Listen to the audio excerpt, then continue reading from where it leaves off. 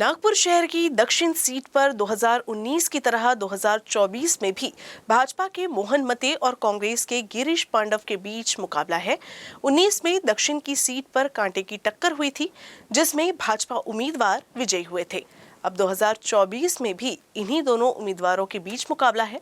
भाजपा उम्मीदवार फिर एक बार अपनी जीत का दावा कर रहे हैं, तो कांग्रेस के उम्मीदवार राज्य में बदलती राजनीतिक परिस्थितियों के चलते अपनी जीत को लेकर आश्वस्त दिखाई दे रही हैं।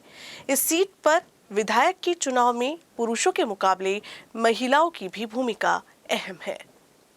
नागपुर शहर की दक्षिण की सीट कभी कांग्रेस का गढ़ हुआ करती थी, लेकिन अब ये भाजपा के कब्जे में है।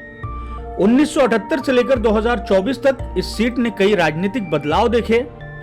1978 से लेकर 1995 तक लगातार ये सीट कांग्रेस के हिस्से में रही, लेकिन 1995 से लेकर अगले 10 सालों के लिए सीट भाजपा के खाते में आ गई। 2004 में सीट भाजपा से छिटककर कांग्रेस के हाथों में आ गई।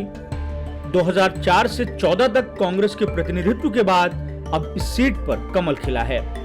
ये सीट इस चुनाव में महाविकास आघाड़ी के लिहाज से खासी चर्चा में रही है। पूर्व में ये चर्चा भाजपा के राजनीतिक प्रयोग की वजह से भी रही थी। भाजपा ने अपने मौजूदा विधायक मोहन मते पर भी इस बार दांव चलाया है। उनका कहना है कि वो इस बार भी चुनाव जीत रहे हैं। पिछले समय में कुछ दिन जनता से दूर था, सक्रिय राजकारण से थोड़ा दूर था, लेकिन पिछले साल मेरे को पिछले टर्म में जो टिकट मिला उसका सदुपयोग कार्यकर्ता के अथक परिश्रम से, मैंने सिर्फ जनता के आशीर्वाद से पिछले वक्त में जब एमएलए बना और 5 साल के अंदर जो कार्य के विधानसभा के लिए अपने क्षेत्र के लिए वो उस पर लोग खुश है। दक्षिण नागपुर की सीट पर प्रमुख उम्मीदवार 2019 के चुनाव की तरह ही हैं। पिछले चुनाव में मते से महज 4013 मतों से पराजित होने वाले गिरीश पांडव के मुताबिक इस चुनाव में मौजूदा विधायक को लेकर नाराजगी है।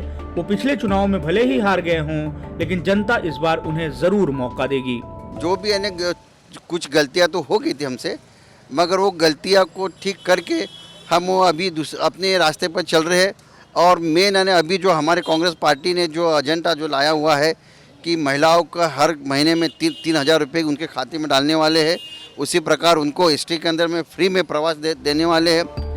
दोनों ही प्रमुख उम्मीदवार अपने अपने चुनाव प्रचार में जोर आजमाइश करते हुए दिखाई दे रहे हैं।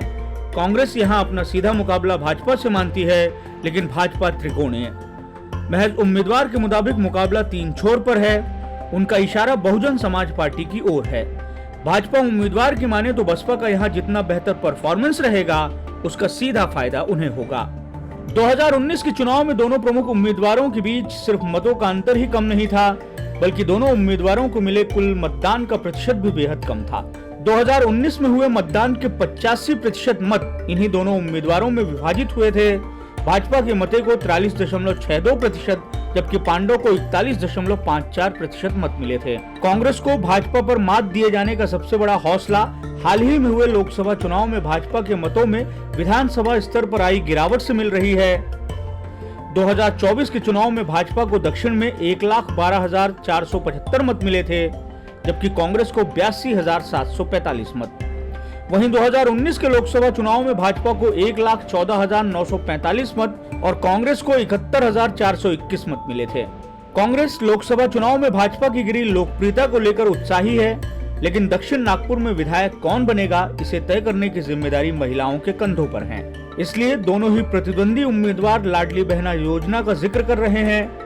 भाजपा के उम्मीदवार जहां लाडली बहना योजना की खूबियां गिना रहे हैं, तो कांग्रेस के उम्मीदवार राज्य में उनकी सरकार आने पर योजना की रकम बढ़ाए जाने का जिक्र कर रहे हैं। दक्षिण नागपुर की सीट में 2024 के चुनाव में 3,91,818 मतदाता हैं। इनमें 1,99,089 महिला और 1,92,721 पुरुष मतदाता हैं। यही मतदाता अपने नए विधायक का चुनाव करेंगे। कैमरामैन दिनेश सातपुते के साथ दिव्येश द्विवेदी, यूसीएन न्यूज, नागपुर।